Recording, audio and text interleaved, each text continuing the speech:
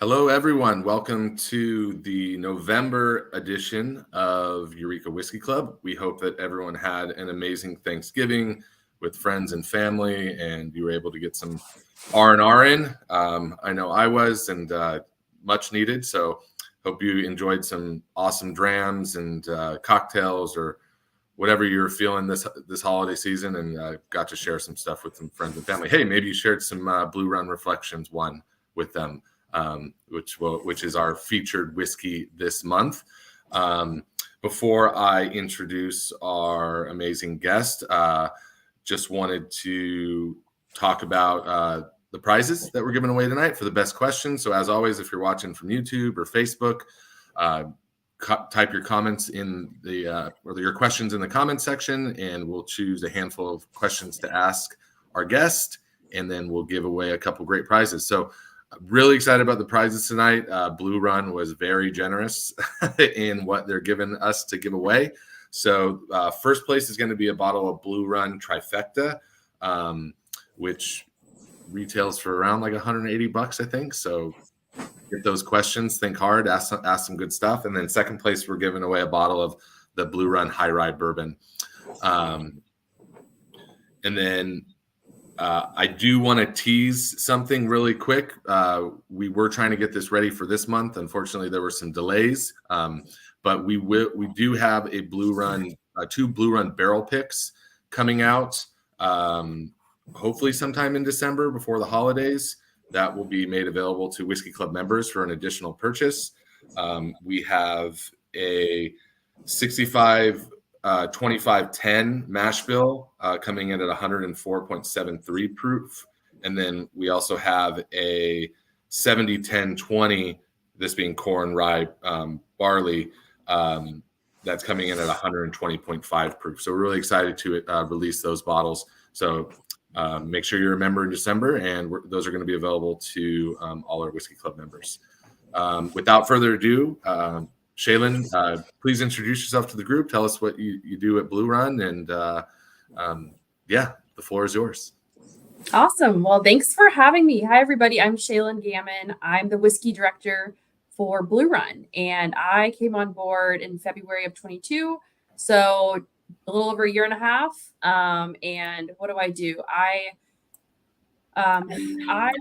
basically do everything liquid. So hey, me too. So, when I came on board, I was the first official hire. And 5 guys had some great success, and they were like, okay, now we want to grow this. We want to make this, more legitimate. And so they asked me to come on board, and my background, which I'm sure we'll get into, I'm a scientist, an alcohol scientist, food science major in college. But my worlds are art meets science. And I think that lends itself to being a good blender. So I basically do everything from inventory, like inventory management, planning, forecasting, to lots of sensory blending, shelf life testing, like you name it, just the whole gamut. And I wouldn't have it any other way. I love wearing a lot of hats and learning new things. So there's no shortage of that. Constantly learning. That's awesome. So you have your hands pretty much in everything. As a food science major, what did you foresee yourself when you were in college kind of working in the spirits industry? Was that always the goal? Or I guess, how did college, that being your major, how did that lead you towards the spirits industry? Yeah. Like many things, a little intentional, a little luck. I went on I was in like a R&D class senior year. We went on a field trip to Brown-Forman, and we sat down with head of sensory, and I was blown away by this entire world that I wasn't super familiar with. Little did I know that I was a super taster, like that I think I was beginning to realize it as I lived with 7 friends in college. And I just remember, like, I would notice things that none of them would notice. And that was the beginning of me realizing, okay, my taste buds, my sense of smell is a little turned up. yeah, I think just that fateful trip, that field trip that we went on, the seed was planted. I didn't necessarily say that's exactly what I want to do. But with food science, you typically go quality control or you go R&D. That's not the only things you can do, but for me, that's the main two things. And so my first job, I worked in food, and I got my feet wet with R&D. It was an R&D role, and I got to take things from ideation all the way through to store shelves. And I started working with customers and started really, like working with um, just so many matrices when different types of food. And so it really got me exposed to customers and like trying to meet expectations on top of like the technical stuff. So I was there about a year and a half before an opportunity opened up at Campari. And I really didn't know Campari. I did, but I didn't. And I landed this amazing dream role in 2014. And the rest is history. Like, haven't looked back. And So were you involved with Campari? Were you involved with their whiskeys, the whiskeys that yeah, they yep, see as well, or everything. The entire North American portfolio. So I was the sole developer at for Wild Turkey for Russell's Reserve nice? for 8 years. So I did like the first Master's Keep onward. Starting that was the year I started. And then I worked in vodkas, I worked in rums, tequilas, everything. Because Campari owns, so many different brands, and it's a really, really lean team. So I call it a secondary education because it was just, you're around so many different things. Like you can imagine working on a bourbon from a flavored vodka is so different, and it's such a different skill set. So Yeah, I learned a lot. And then of course working with the Russells, like yeah.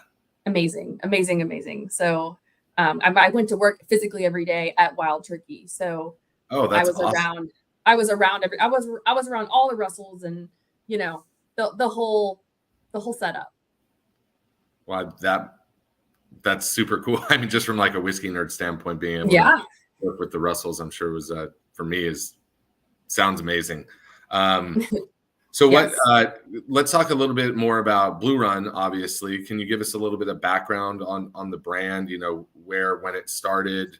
How long it's been around, and Yeah. the kind of inspiration behind the brand. Where's the whiskey come from? Are you guys making your own whiskey? Are you sourcing it? Give us all Yeah. things Blue Run. Yeah. So the brand is quite new. It was launched in October 2020. One of those stories that like is just, you don't have to fluff it. Like it's a beautiful story. There were 5 guys that got together, and basically none of them came from the industry. And so what that did was that brought this really fresh new creative energy and perspective. And they were like, okay, we want to do things the way that we want to do them, and we're not going to bring preconceived ideas. That much of the whiskey space kind of plays in. And so because they were bringing that freshness, they created an entire new brand. And everything about it, I mean, you can tell from the bottle, like obviously it's kind of hard to see, but if you guys if your listeners haven't actually held physically a bottle before, pick one up. In a nutshell, it kind of gives you an idea of what the brand's about. So it's super heavy. It's French cut glass. The writing on each bottle is uses precious metals. Each expression has a different color butterfly, which is really fun. So basically, like the brand just connotes youthfulness, playfulness. It's aspirational, it's inclusive, and that was the vision for these 5 guys. Is they wanted it to just be so different, and it resonated with people. It resonated with men, resonated with women, resonated with everybody, because it wasn't trying to be like fit it in a box. The Yeah. butterfly itself, I've seen people have like really cool reactions to this. Honestly, some people have like a spiritual connection to a butterfly, and you'll see like people it just resonates with people. So the brand launched with a 13-year-old, and obviously like super successful. And they did a few other aged releases. And then that's when they realized, okay, this isn't something that like is a fad or that we just did one time. We want to continue like to release. We want to continue to grow this brand. And that's when they decided to bring me on. And from there, all the pieces, they just grew. And honestly, it was the past year and a half, like we've grown exponentially. I think there's so much to say. Yeah. I think his name was Andy. He reached out to me and like I think it was like fall of 2021, and I had just heard about Blue Run, and like it was so like kind of perfect timing because I think you had just released like some of the first whiskeys through like an online sale, and it sold out super quickly. Yeah. And I was like, I have to figure out how to get this whiskey for our restaurants. And like Andy emailed me like the next day or something like that, because he lived close to our Woodland Hills restaurant, and was like, I want my whiskey. I go there all the time. I need my whiskey in your restaurant. And I'm like, I want your whiskey in my restaurant. Amazing. Yeah. So it all worked out. And how long did you say you've been with Blue Run? Since February of 22. Oh, nice. Yeah. So it's been quick. And like I said, I was the first hire. And so boom, boom, boom. I mean, we're lean, but growing, and lots of releases. So you asked about the liquid itself. Of course, with any new brand, you typically source. It doesn't make a lot of sense to distill off the bat when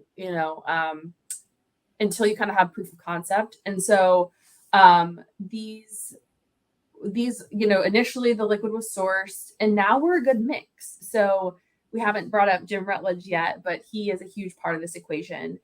Before myself, the team approached him, gave him their vision, and he liked it. And he said, I want to work with you, which is amazing.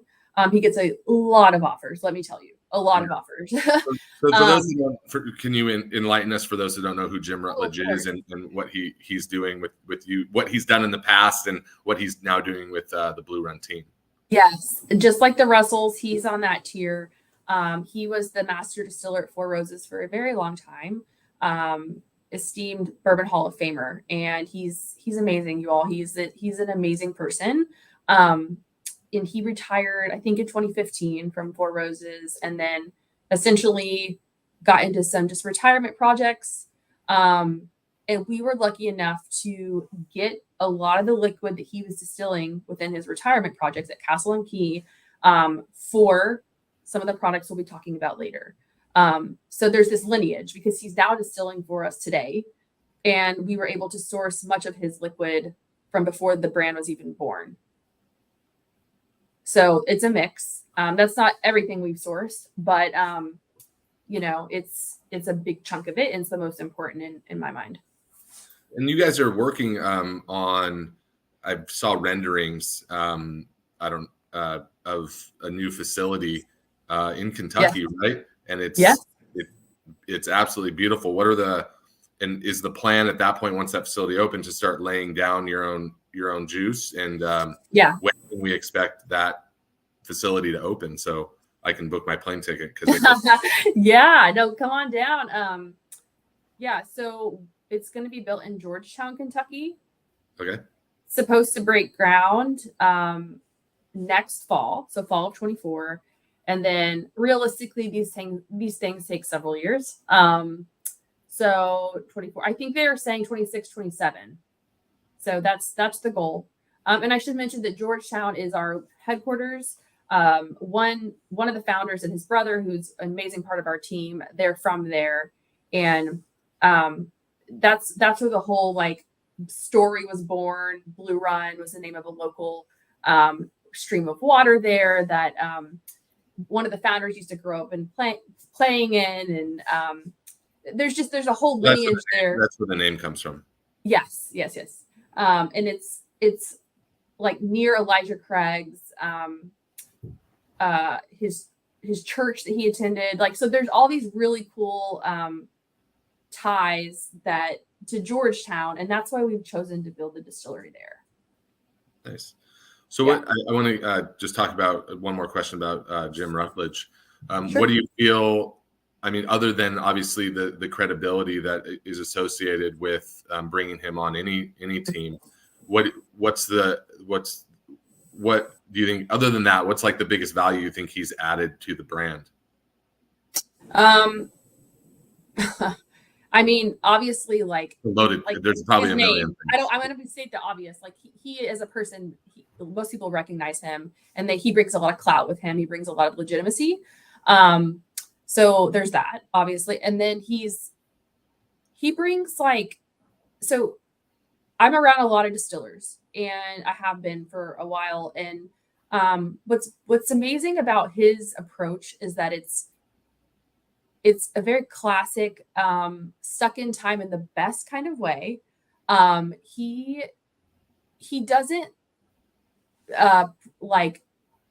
he doesn't necessarily believe in a lot of the newer age technology.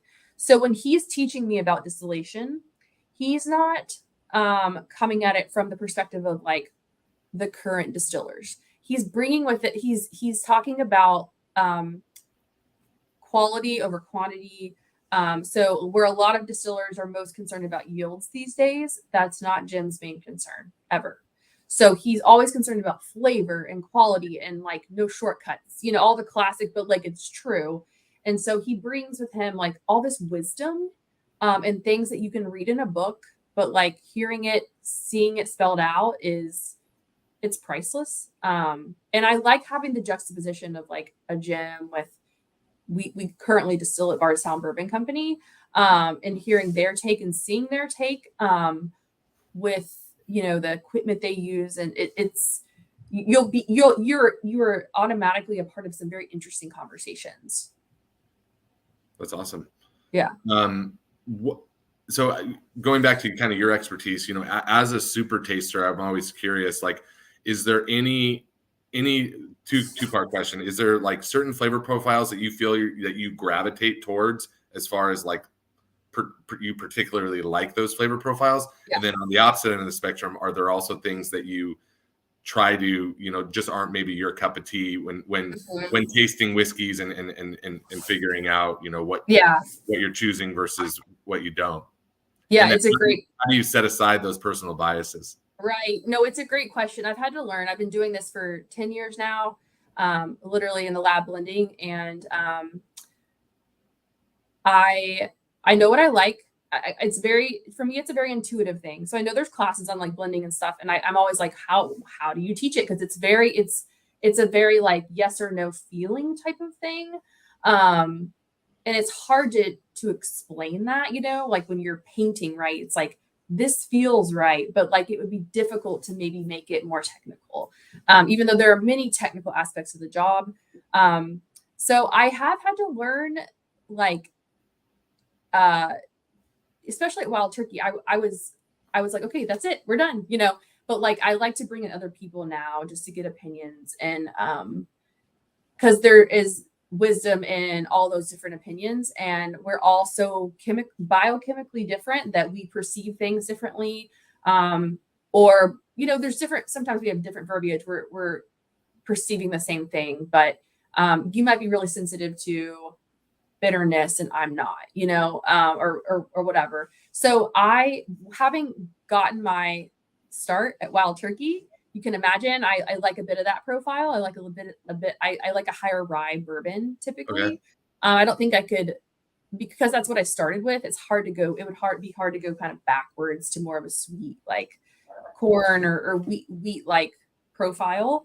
And a lot of turkey has more age on it, so it has been different for me going from working on more aged product to younger product with Blue Run. But I've learned so much because I haven't really worked in the younger years as much. I personally love anything unique. So if it is an interesting middle note or top note, I'm all about it. I'm going to try to highlight it. And I want you to experience it too when you're tasting it. Something that I really don't like and I've come to realize that some people do like, so I've had to maybe back off a little bit, is earthiness. Like if Okay. there's a hint of, there's different, there's a spectrum of it, but there's mold, there's earthy, there's dirt like, and Yeah. then there's funky, you know, all Yeah. of that. Barnyard. Yeah, yeah, barnyard to me goes into a different category, but like, yeah, all of that basically, I personally am super sensitive to, and I don't like it. But I know that some people do like it, and I I've like it. okay, there you go, Yeah. right? So I think a bit Musty, of kind that. of musty at times. But to give you an idea, if you have one musty barrel out of 100, most people could detect it. Yeah. So it's a very, very heavy molecule, literally a physically heavy molecule that sticks around. That's why it's so strong. And when you taste it, it stays on your tongue. And because its molecular weight is actually like heavier than the rest. So Is there a name for, is you gotta it be like an careful. enzyme, or is it what is there a name for it? Well, geosmin would be like one of the things you test. You can actually test it in the distillate. Like we can analytically understand the concentration before it goes into the barrel, which gives you an idea if you might have a tainted batch. Sometimes it comes from wet grains that get too wet sitting in the silos, or they come in wet. The moisture is too high. So that's one of the biggest offenders that I have seen. But it can come from other places. So like if you're storing your barrels on the bottom floor of the warehouses, those tend to get moldy quickly. Dirt, you know, you're on the bottom floor, so you have to be careful with those. And I try to get rid of those by year 3 or 4 if I can. Awesome. Yeah, I mean everyone's different, you know. Mhm. So I always get, not with whiskey, but with wine, and then also with mezcal. I really do love that kind of barnyard character. I don't get it as much in whiskey, but Mhm. and So some people, sulfur, like sulfurous. no, like almost like manure, like, you know, just, you know, It's like like, sulfur. Yeah. like you're Yeah. walking into a barnyard. Yeah, yeah. Mhm. You're probably describing it more scientifically than I am. So, Yeah. but Yeah, it's not like we're rotten getting eggs. into Like it. I think when I think sulfur, I think like rotten eggs. It's not like that.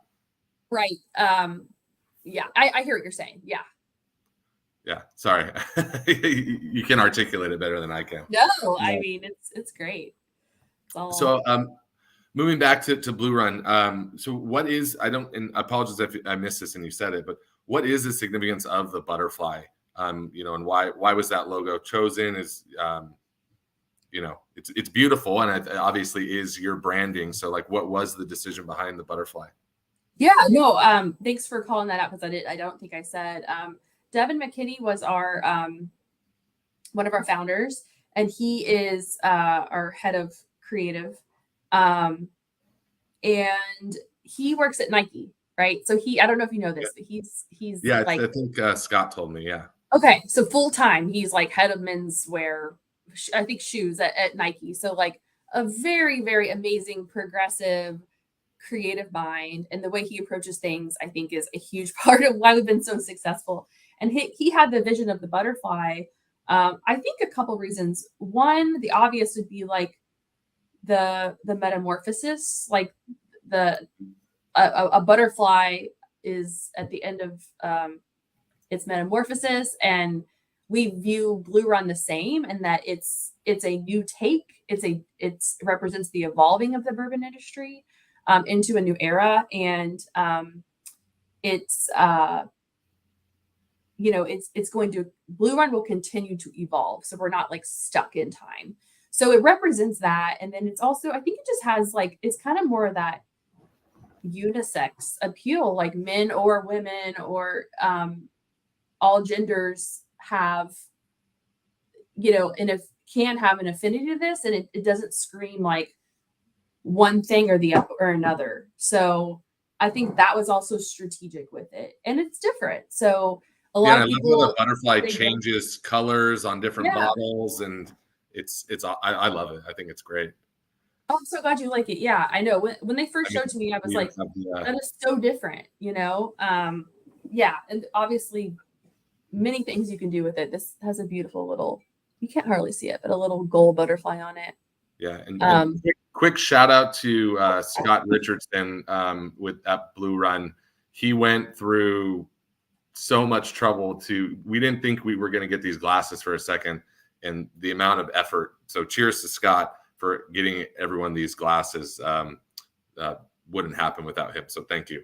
Um, so let's talk about Reflections One. Like, what's the mash bill on the bourbon? Like, this is Reflections One, so this is the very first release. There won't be another Reflections One. I think the next release is Reflections Two. yeah. So what makes Reflections One special? Is anything changing with Reflections Two? And just kind of give us a synopsis of the whiskey itself. Yeah. So I would consider Reflection one of our flagships, and I call it like a half flagship because it does have this Roman numeral on it, and that will probably continue to change. But it's important to me that a flagship is consistent and that it has a point of view. So the mash bill, to answer your question, it's 65-35. So no And barley, it's just corn and rye.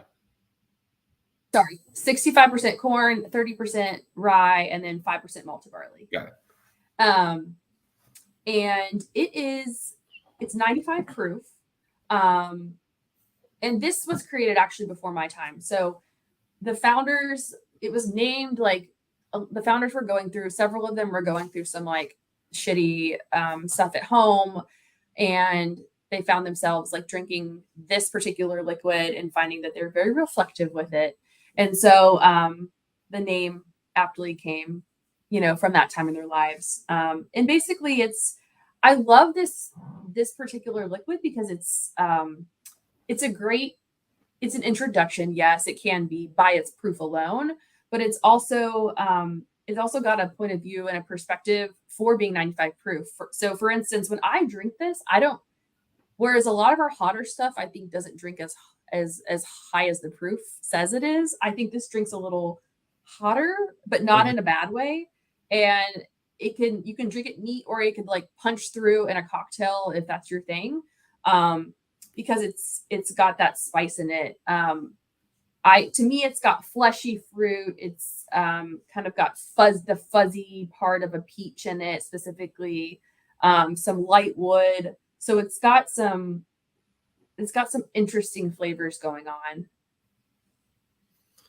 Yeah, and so now we're gonna taste. I've been tasting already, and I think Shaylin has as well. But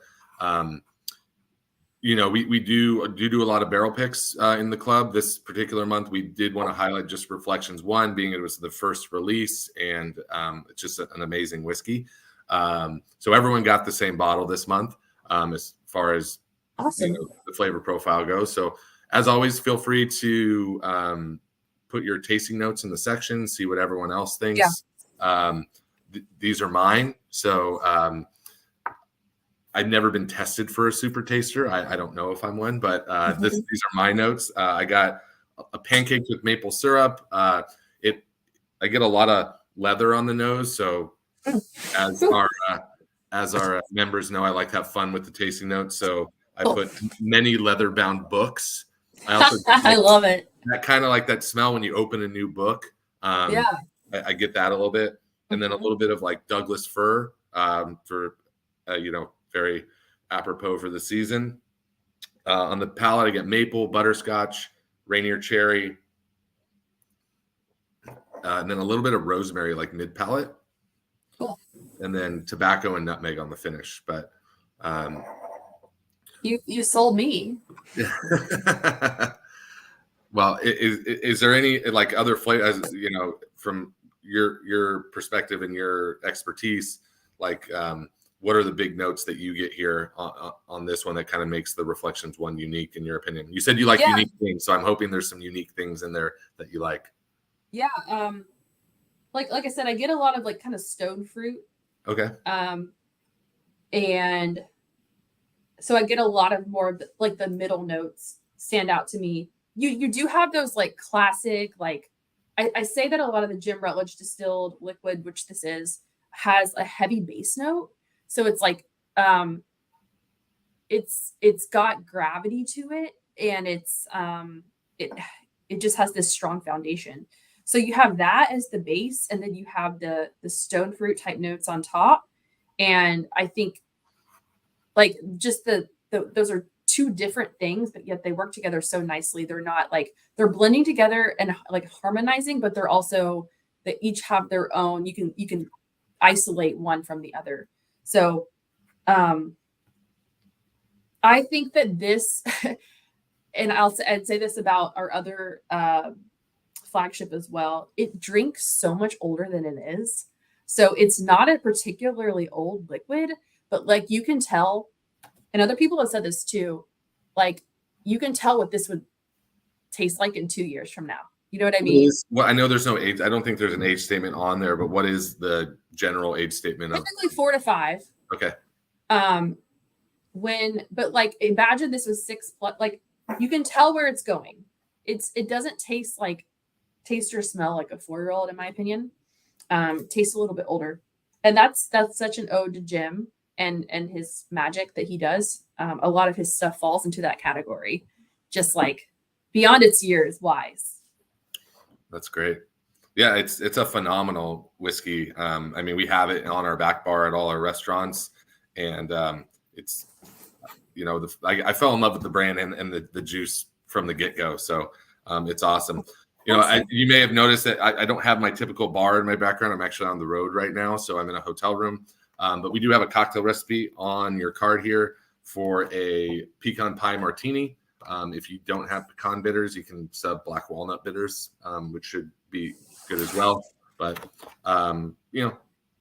three ingredient cocktail plus the bitters. You got your whiskey, maple syrup, some lemon juice, and either some pecan bitters or black walnut bitters. Enjoy it, on a rock or in a coupe or however you want, but should be fairly delicious and perfect for the holiday season.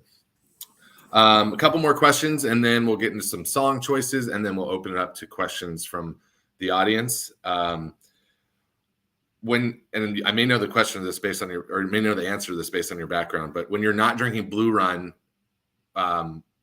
let's 2-part question. When you're not drinking Blue Run, what other whiskey is in your cup? And then when you're not drinking whiskey, what's in your cup? Okay. Yeah, when I'm not drinking Blue Run, well, yeah, you may have guessed it. I did a lot of products over the years. You can imagine 8 years when very innovation heavy with Russell's and Wild Turkey. I actually did the Russell's 13, the original Russell's 13. Oh, wow. Yeah, so that was like my claim to fame. I did that one while I was pregnant. That's a huge claim. Pregnant, nose alone, no tasting. Wow. So pretty proud of that. And then I also did one called Rare Breed Rye, which was one of my favorites that I did. It was like there was such a beautiful sweet note in that like I think it's like so hard to replicate. Just a total nod to that distillery and the liquid they put out, that they that there were those options available to blend. So those two, and then when I'm not drinking whiskey, I like wine, red wine, Malbecs, nice, anything not sweet, anything dry, basically. Perfect. Kind of the opposite of whiskey. Yeah, in some ways. Yeah. And then is there, before we get into questions from the audience, and sorry, one more question, then we'll get into songs, and then we'll do questions from the audience. Anything new and exciting from Blue Run that you are allowed to tease or to share with us that we can look forward to in the future? I know we talked about the new facility, but are there any releases that you want to plug or promote? Oh man, we've had so many this year, like really. One of them, did we say what the prizes were? We did. Okay. And then the higher. So one of those trifecta is something that I'm really pumped about. It just got double gold at New York Spirits Competition, World Spirits Competition. That is a blend of 6, 8, and 9. So that's something you can maybe find near you. And so that's one that I'm excited about. And then just today we did a little teaser for, we had a lot of things come out honestly in the last half of the year. Any of it's good. But we have our this is our, let's see, 2021. It's our fourth year in a row, 2021, 22, fourth year in a row doing, I think that's right, doing our 12 days release. And so basically starting December 1st online, we're going to release a barrel a day, and it's named something fun, has fun tasting notes. These were actually picked by Jim Rutledge. I asked him to pick these for me, and he did. So go ahead, take a look at the names, see which one. I mean, you picked Russell's 13. You should be picking them. Thank you. No, but he's yeah, they're all going to be great. So they'll sell out super quick from what I remember. Yes, they typically do. So a lot of times people like to look at the names. Some people are they're like, oh, I want that one because it's named that, and they can look at the tasting notes, and then you obviously have your finger on the button when it's time. By that, it's too late. They're already gone. Yeah. Well, Scott, if you're listening, feel free to get me a bottle of Trifecta as well. But just kidding. Yeah. All right. So let's hop into songs. So Ev, we've been doing this for probably the last year. And if you don't follow the Eureka Whiskey Club playlist on Spotify, feel free to look it up. A lot of great music throughout the year so far. So Shaylin, you've chosen 2 songs that you feel represent Blue Run Reflections, and let's talk about. Are we just going to listen to them? No, we're not going to listen to them, but I was like, we'll add it to the playlist. Yeah, we're just going to sit here and listen to them. I was like, are we just going to stare at each other and listen to a song? Okay. That's awesome. Yes. So I had to get a little punny with it. One is Thinking About You by Frank Ocean. Great song. And obviously it's a very reflective song. And then Mirror Ball by Taylor Swift. I hear that I may be the first one to bring a Taylor Swift song to the group. Yes. So that's an honor. It's an ode also to the butterfly. The silver butterfly is my favorite of, I think, any release we've done, because it's just very classic. And if you're like my mother-in-law, you just keep it as a vase afterwards. So Mirror Ball seemed appropriate based on the little mirrored butterfly. So awesome. Well, you inspired me, and I will be the second person to add a Taylor Swift amazing to the playlist. And I'm going to go with, and I am an open and proud Swiftie. No, I did not spend tons of money to go see the Eras tour, but I do have a special place. I have a Taylor Swift shirt that has like a skull on it. It looks like a hardcore band, but it just says Taylor Swift. Oh, that's awesome. So I'm going to choose Wildest Dreams by Taylor Swift. Great one. And then I'm also, just because of the name, and we're female artists, I'm also choosing Reflections by Christina Aguilera.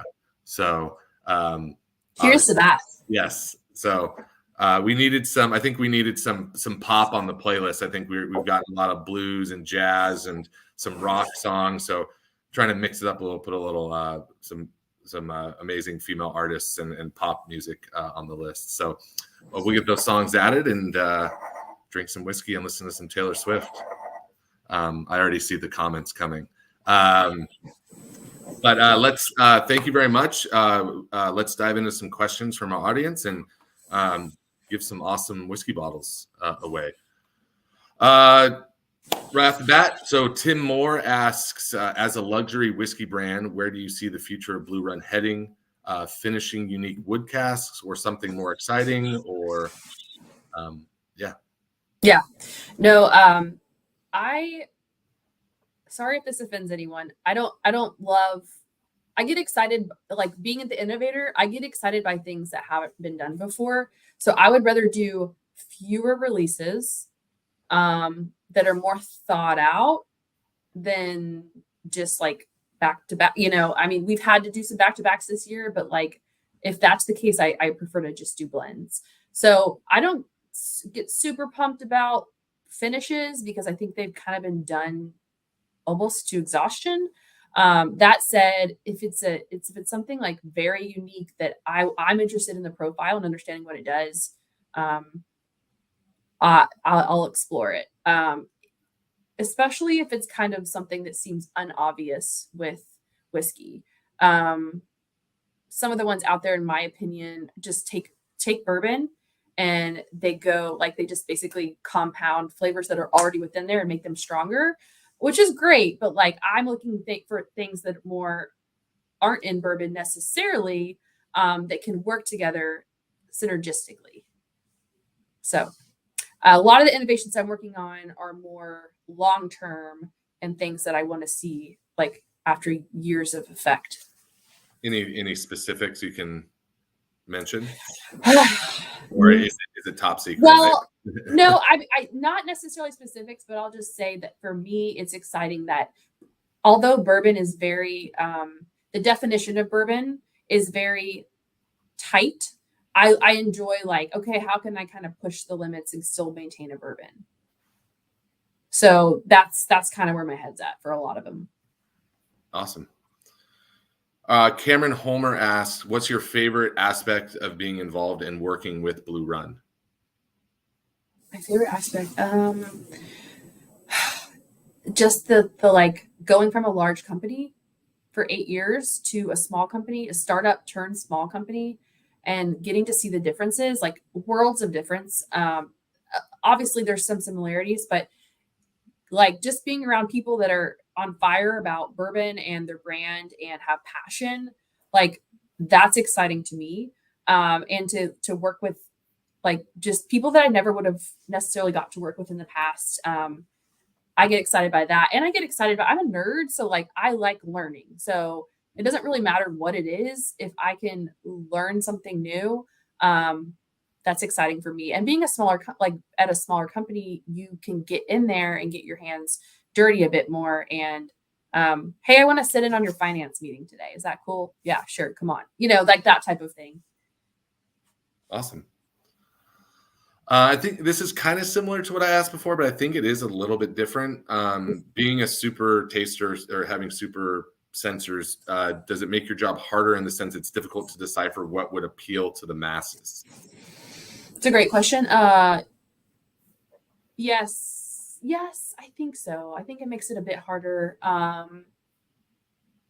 Because you do have to put aside your personal preferences. Like the mustiness is a great example. Like I honestly thought that no one would ever want that on their bourbon, and it took me a while to realize like, no, in fact, some people just look for the outliers. So I know at Wild Turkey, it was getting to the point when I left that like for the single barrel picks, people were just like, show me your defective barrels. Like this is what Bruce was telling me. They were like, where's your barrels that you're going to sell or whatever? And you're going to get rid of because you don't want them. And I want that one. So yeah, I think it's challenging to not be too like discriminatory towards the bourbon. I'm learning to embrace all those like little nuances a little bit more. Awesome. Another question kind of similar to what I asked, but I think it's a little bit different. Sarah Steepleton wants to know, other than whiskey, what spirit, I know you said wine for when I asked you a question, but what spirit are you drinking if you're not drinking whiskey?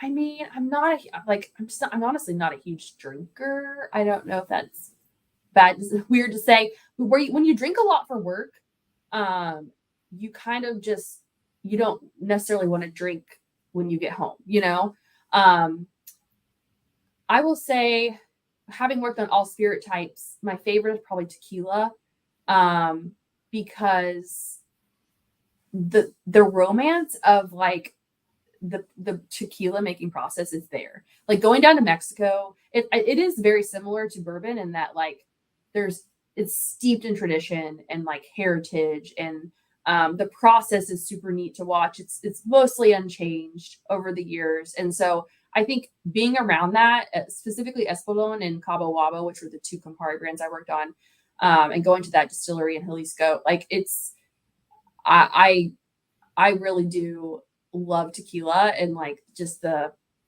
um you could get there's so much to get into there too. Column still versus pot still, and like the ratios of them, and like Yeah. I learned that I like a little bit more of a cleaner tequila. I think a lot of us have had bad experiences, and um Yeah, even I like a brick little more of the oven column versus still. brick What? oven, like how it's made, brick oven, autoclave, diffuser. There's a lot of Yeah, the yeast, yeah. like they used to pump music into the fermenter, like where the fermenters are, because they thought that it like um excited the yeast basically, and they behave differently. So cool stuff like I hope that. they were playing Taylor Swift. Yeah, let's hope. I'm gonna send them an email. Yeah, and then just kind of shameless self promotion here, but we actually have part of our restaurant group. We have a Mexican concept that has a ton of different, over 80 tequilas and mezcals. And Oh yeah. what I'm doing, we just opened up a couple new ones. One in Claremont, California. We're opening one up here in Porter Ranch, in the Valley of Los Angeles, and we have Austin, Texas, Las Vegas, and Cool. Roseville, which is so it's called La Popular. And I'm teasing this. I don't know when it's going to happen, but hopefully we're going to be launching some type of agave club with that brand. Cool. And we will be releasing our first kind of barrel pick tequila at that concept, hopefully sometime in December, from Paladar, and it's a reposado tequila. So Very cool. just mentioned tequila, so I was like, Yeah. I should tease this a little bit. So look out for a potential agave club through La Popular sometime next year. Do you know what a Cristalino is? Yes. Yeah. Okay, that was one of the last projects I worked on before I left. That was a really cool one. You're not going to like what I'm about to say. What? I'm just not a huge fan of Cristalino. I would just much rather drink, because it's just charcoal filtration. Yeah. I would just rather drink the añejo before it goes through the charcoal filtration. 100%. I fully agree with you. It's a cool thing. Like, I think it's neat. But no, you're for sure stripping away a lot of the stuff that takes a while to build up. Yeah, and I mean it's good. I know this isn't the tequila tasting, but I like Cristalinos, and it's a good way to get a lot of those kind of vanilla and caramel notes out of a clear tequila versus certain clear tequilas that have additives of right, and things like that. But I much rather just drink an añejo or a reposado. But there is a tequila brand I like a lot called Volcan that makes a good tequila. Yeah. Anyways, we got off on a tequila. Sorry. No, you're good. Moving on, Wade Turner asks, being a food scientist and a beverage scientist, and that being your major, what do you consider yourself a foodie? Like, what are? Oh heck yeah! I'm a huge foodie. Like I think that's why I'm in where I'm at, is because I'm obsessed with food, and I've always dissected food and flavor to a very nuanced level. So again, without going off on a huge tangent, I worked in flavored vodkas, and flavors, if you all don't know anything about flavors, and if you are fascinated by that world, like flavors in general, you can look into that world, because I've spent days and days and days with flavorists, which they're the people that build flavors. And flavors are in everything. They're in everything from your granola bars to your sodas to your some tequilas and like certain things and they're natural. So yeah, now I'm even sorry, I'm not even I'm going off on a foodie. Yeah. So what I was going to say, how I was going to loop that back in, is when it came to building profiles of vodka, and I think it's true for bourbon as well, but like if they're like, hey, I want you to make a watermelon vodka, I'm like, okay, I'm going to get the rind, I'm going to get the green, I'm going to get the seedy, I'm going to get the flesh. And like, I need to get all these components, the ratios that you would experience them in when you actually eat a watermelon. And so if you go back and taste some of my vodkas, like, I'm honestly really proud of this, even though vodkas aren't a big deal. They taste just like the fruit, because I was like so into like getting every little nuance. So I think being a foodie really lends itself to recreating flavor profiles. But yes, Yeah, I'll go out mean, with you all and eat anytime. And just to relate to kind of what I do, part of my job is creating all the cocktails for all our restaurants in the menu. And like, I really love trying, like we have a cocktail coming out at the Mexican Concept that I wanted to make it taste like a traditional, like Mexican ponche, like a Christmas punch, and like being able to dissect and make syrup and all that stuff. So I can relate in that aspect. Totally. Yeah. And then, yeah, it's important. So moving along here, Matthew Archer wants to know, what do you think the perfect age statement for rye whiskey is in your personal preference? I saw that question pop up, and I know what I would say for bourbon. I've worked with ryes. I would say like 70-30, right? Just because like that's kind of how things like 70% of what I've worked is bourbons and 30 rye. So I would think rye would be similar, but I'm not entirely sure. So if it were similar to bourbon, I would say no younger than 6 and no older than like 10 to 12.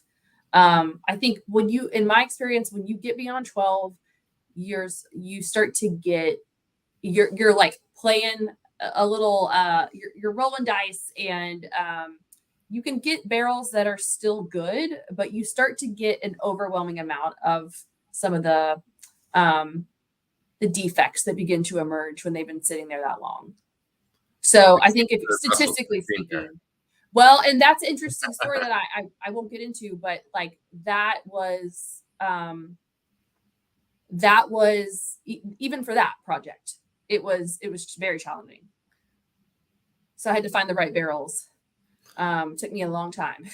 Yeah, I'm typically between, like my sweet spot is probably around 10 to 12 years for me. But I've had some older whiskeys that I like as well, but I see what you're saying. They're just more like, if you're statistically speaking, you're going to go pick up like a 15-year-old. It might be great, but chances are it'll be a little past its prime. Jimmy Rutledge will tell you that. I mean, Jimmy Russell will tell you that too. Nice. All right, we got a couple more questions here.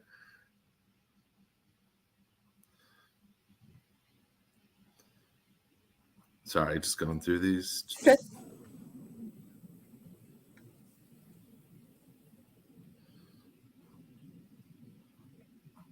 All right, so this is an interesting question. I don't know if you have any. Mark Horowitz really likes the bottles and wants to know if you have any recommendations what to do with his empty bottles. I see that. I wish Scott could pipe in because I feel like he'd have a good idea. I've seen vases. If we want to, he should be in the background. I'm sure he has a good idea. I mean, I've seen vases. I've seen, like, living in Kentucky. I live in Louisville. I don't know if I said that. You go to like these local art fairs and everyone turns them into lamps or soap dishes. Hey, there he is. Scott, do you have any ideas? The glassware guru. That's what I'm going to call you. Yes. We can't hear you.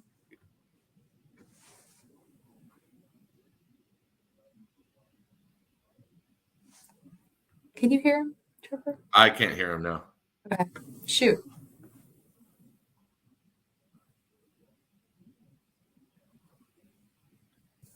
There we go. Can you hear me now? All right. Okay. Yes. Okay. There we go. The coolest things I've seen done with the bottles would be candles. And I mean, that's tough, obviously, because there's cutting glass involved if you want to really do it right. Yeah, these are pretty hefty bottles to cut. And these are pretty hefty bottles, but I've seen it done before. And another thing though is even if you don't want to mess too much with the glass, you can chip the butterfly off and then keep those butterflies, and then you can easily reapply those butterflies to another rounded glass using various types of super glue and whatnot. So like I've seen that repurposed for candles and things like that.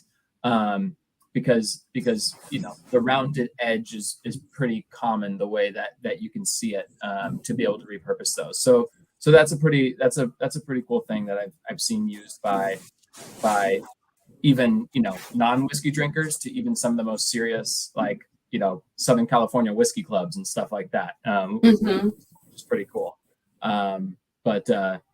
But yeah, and then it gets really interesting when we start releasing, like the holiday expressions with a lot of different butterflies and stuff like that, because then you can really start collecting them.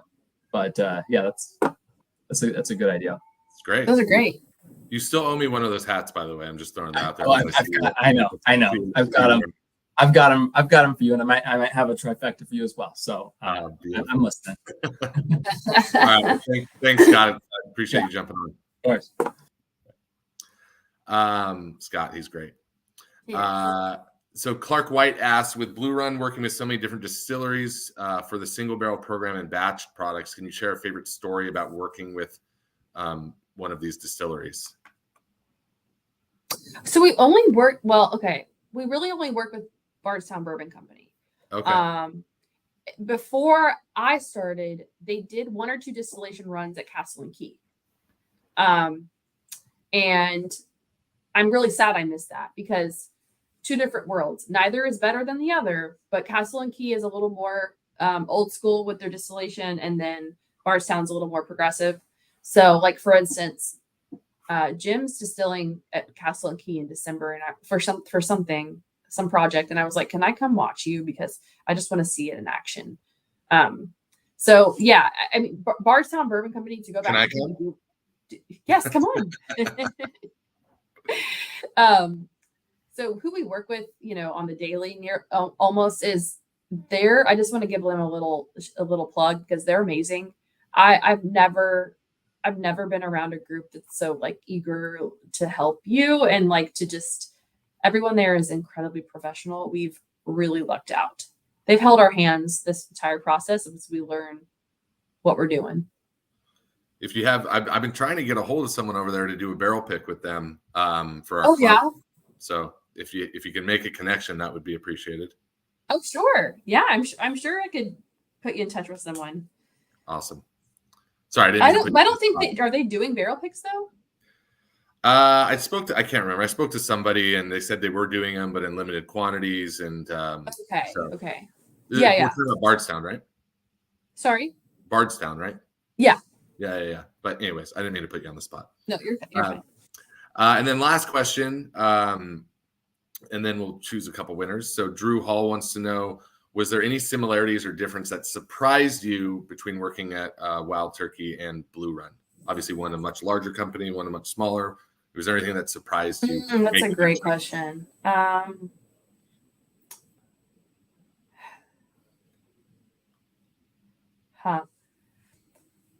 Similarities.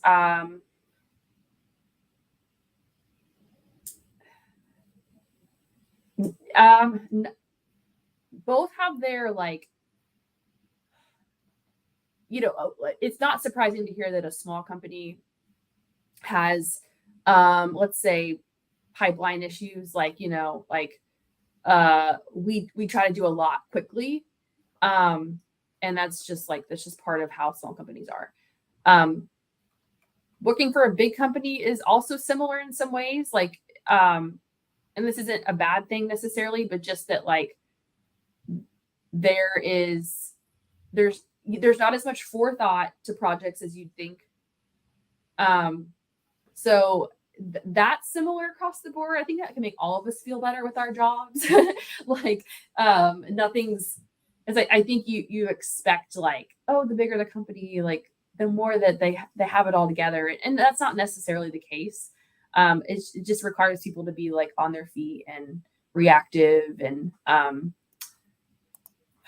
but I mean, obviously both have, this sounds so cliche, but both have just amazing, passionate people. No matter what their role is, that make the bourbon the bourbon. I always wished I could highlight, and I would tell them this, because I would do certain speaking engagements and stuff in Kapari, and I you guys should go interview my basically the person analogous to me on the packaging side. She's a packaging engineer. So she's like what I do, but like packaging. She was amazing. And like, I'm like, most people don't know she exists, and like her little encyclopedia in her head. And she actually passed away at the beginning of this year. So I just feel like I need to like give her a shout out. She's really amazing. And there's all those types of people behind the scenes that like do those jobs that the whiskey that we all experience and know and love would not exist without those little seeming jobs that are super important, whether it's just like really understanding the TTB or, just doing all the raw material checks as they come in. Like all of those things. Really, there's a ton of moving parts for sure. Yeah. It's like my people are like, oh, you just drink and make cocktails for a living, right? It's like, nope. There's a lot more to it. Yeah. All right. Let's roll through these questions. We'll choose and I know it's late there, so again, thank you for making the time to do this. Sure. So we had the question from about luxury whiskey brand and finishing and seeing something more exciting or what you guys were doing. We had the question about what's your favorite aspect of working at Blue Run. We had the question about I've got my picks if you want. Oh, you do? Oh, perfect. I don't have I to do because I'm right, gonna choose my two stumpers. Okay. Hopefully it's not the same person. That would be funny. So Matthew Archer, the perfect age for rise. Okay. And then Drew Hall, any similarities and differences? Because those are questions that I normally don't get. Okay, perfect. Oh geez, you gotta make my job hard here. I'm gonna go with the age statement on the rye for number one, and then we'll go with the similarities to differences as number two. So Matthew Archer, we got a bottle of Trifecta coming your way. And then Drew Hall, we got a bottle of the High Rye bourbon, both great. Thank you as always to our members for joining us, and a bigger, or an equal as big thank you to Shaylin for joining us and sharing your expertise and your knowledge and your just insight on all things Blue Run. We really appreciate it. And do you have anything else to say? No, just that I wish I could talk to you guys all night. Thanks for all the interesting questions. They were all great. And I wish I could sit down in person with you guys, with this in our hands. So thank you so much for the opportunity to just spread the word of Blue Run. And if you ever have any specific questions, Scott is your guy, or I'm here too. So I like to get out of the lab every once in a while, get some fresh air. So well, when you open that new facility, I'm going to come out and see you hopefully. Perfect. All right. Well, cheers. Cheers. Have a good night. Cheers. Thank you again. You too. Good night, everybody.